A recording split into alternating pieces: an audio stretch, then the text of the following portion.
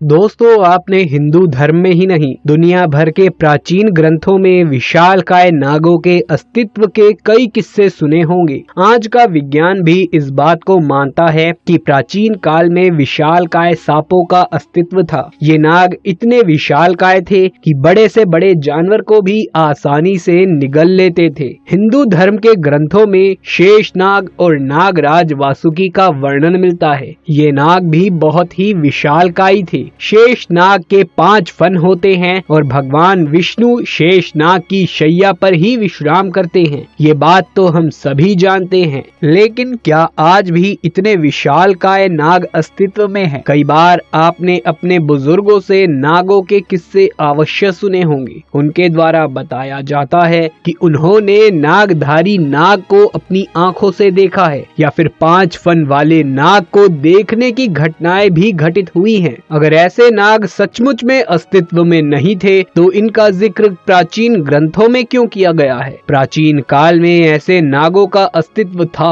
और इसी वजह से ही हमारे पूर्वजों ने इन नागों के बारे में ग्रंथों में लिखा है। आज भी कई बार लोगों ने 5 फन वाले नाग को देखने का दावा किया है। आज के इस वीडियो में हम आपको एक ऐसी ही घटना बताने जा रहे हैं जब एक लड़की को बचाने के लिए साक्षात शेषनाग आए थे और वहां पर मौजूद कई लोगों ने शेषनाग को अपनी आंखों से देखा था। क्या आपने भी अपने जीवन में 5 फन वाला नाग देखा है? तो हमें कमेंट बॉक्स में जरूर बताएं। ये घटना है आज से लगभग 7 साल पहले की, जब दीपक अपने परिवार के साथ अमरनाथ दर्शन के लिए यात्रा पर गए थे। आप जानते ही होंगे कि अमरनाथ जाते समय वहां पर कितनी सुंदर और विशाल झीलें आती हैं। उनमें से एक झील है शेषनाग झील। इस झील में लोगों ने कई बार शेषनाग के दर्शन करे हैं। कई बार साक्षात शेषनाग उनको अपने दर्शन देने आते हैं। कुछ किस्मत वाले लोगों को शेषनाग झील में शेषनाग के दर्शन होते हैं और दीपक का परिवार अमरनाथ जाने से पहले शेषनाग झील के पास ही गए थे। तभी उनके साथ एक बहुत ही अजीब चमत्कार हुआ जिसे सभी ने अपनी आंखों से देखा था। दीपक बताते हैं कि वो शेषनाग झील के पास फोटोग्राफी कर रहे थे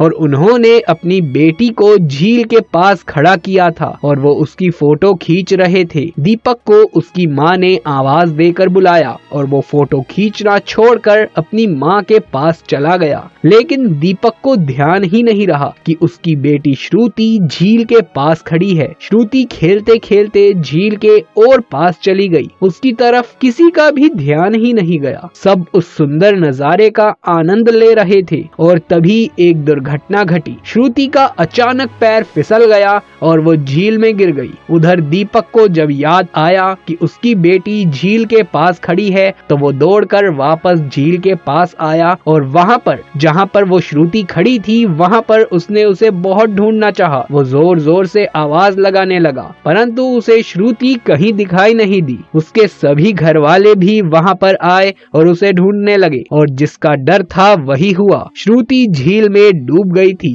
सब किनारे पर बैठकर रोने लगे थे, महादेव से प्रार्थना कर रहे थे। उनकी पुकार सुनकर वहां एक अघोरी प्रकट हुए और रोने का कारण पूछने लगे। सभी घरवालों का रो रो कर बुरा हाल था। अघोरी ने झील की तरफ देखा और जोर से हर हर महादेव कहकर झील को पुकारने लगा। महादेव रक्षा करो इस नन्ही सी जान की। तभी एक ऐसा चमत्कार हुआ कि सभी के रोंगटे खड़े हो गए। एक विशालकाय सांप की पूंछ दिखाई दी जिसने उस छोटी सी लड़की को किनारे पर ला दिया। लेकिन किसी ने भी उस सांप का मुंह नहीं देखा, बस सिर्फ पूंछ ही दिख रही थी। ये चमत्कार देखकर सभी हर हर महादेव कहने लगे। दोस्तों, वो सांप कोई साधारण सांप नहीं बल्कि साक्षात शेषनाग थे। सभी ने महादेव का धन्यवाद किया और श्रुति पूरे तरीके से सही सलामत उनके पास वापस लौट आई थी। आज भी दीपक उस किस्से को याद करता है तो उसके रोंगटे खड़े हो जाते हैं, क्योंकि अब वो जान चुका है कि महादेव सच में हैं और वो अपने भक्तों की पुकार अवश्य सुनते हैं। क्या आप भी भोलेनाथ के सच्चे भक्त हैं? तो कमेंट बॉक्स में हर हर महादेव जरूर से लिखें।